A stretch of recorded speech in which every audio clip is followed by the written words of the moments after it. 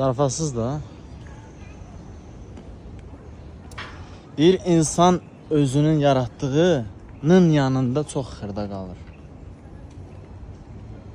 Yəni insan oğlu, evladı elə şeylər yaradır ki, təbii ki, hər şey Rəbbimizin izni ilə öz yaratdığının qarşısında çox xırda qalır. Yəni baxırsan ki, insan bunları edə bilərmi? Amma edir.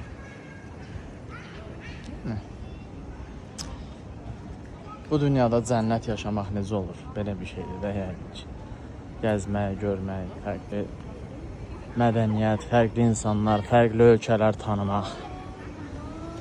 Mədəniyyət sadəcə, üzr istəyirəm, ayaq-yolunda beda olmaqla deyil.